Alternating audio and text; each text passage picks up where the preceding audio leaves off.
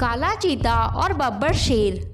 एक बार की बात है, सफ़ेद बाघ अपने पिता बाघ के साथ जंगल में शिकार करने घूम रहा था। तभी पीछे से एक काला चीता बाघ पर हमला करता है।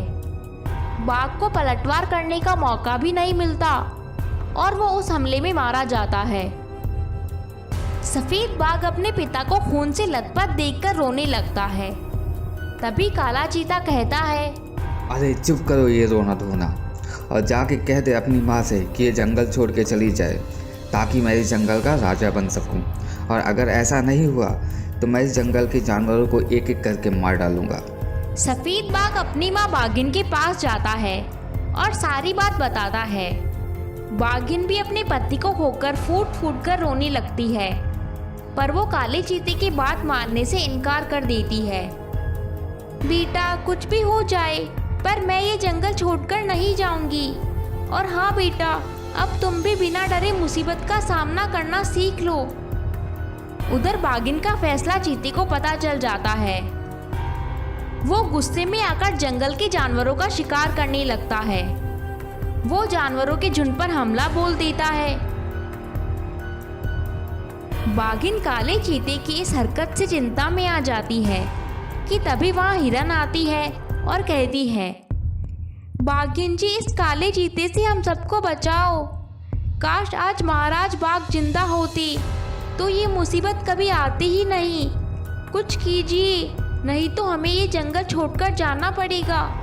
हिरन की बातों से बाघिन अपने जंगल के लिए दुखी हो जाती है। ऐसे ही दिन गुजर जाते हैं। अब सफ़ेद बाघ बड़ा हो चुका था। एक दिन वो पेड़ के नीचे बैठकर सोच रहा था कि तभी वहाँ भालू आता है और उसे उसकी परेशानी का कारण पूछता है। तब सफ़ेद बाघ पूरी बात बताता है। तब भालू कहता है, अरे इस तरह चिंता करने से कुछ नहीं होगा। मैं हूँ ना, मैं तुम्हें लड़ाई करना सिखाऊंगा। भालू सफ़ेद बाघ को लड़ाई करना सिखाता है। अब सफ़ेद बाघ मुसीबत का सामना करने के लिए तैयार हो गया था। तभी एक दिन बाघिन अपने बेटे सफ़ेद बाघ से कहती है, बेटा, मैं इस जंगल को खोना नहीं चाहती। तुम्हारे पिता ने बड़े प्यार से सबको इस जंगल में आसरा दिया था। मैं तुम्हारे पिता के दोस्त बब्बर शेर से मिलने जा रही हूँ। अब वो ही हमें इस मुसीबत से बचाएंगे। बाघिन बब्बर शेर की गुफा के पास आती है। तब वो काले चीते और बब्बर शेर को बातें करते हुए देख लेती है। वो समझ जाती है कि बब्बर शेर ने ही काले चीते को जंगल में तबाही मचाने के लिए भेजा था, ताकि वो खुद जंगल का राजा बन सके। बाघिन गुस्से में उन दोनों के पास जाती है। तब बब्बर शेर कहता है, आओ बाघिन आओ, लगता है तुम्हें सब पता चल गया है।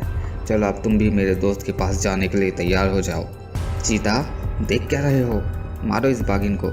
काला चीता बाघिन पर हमला करने जाता है, पर तभी सफ़ेद बाघ बीच में आ जाता है और बाघिन की जान बचा लेता है।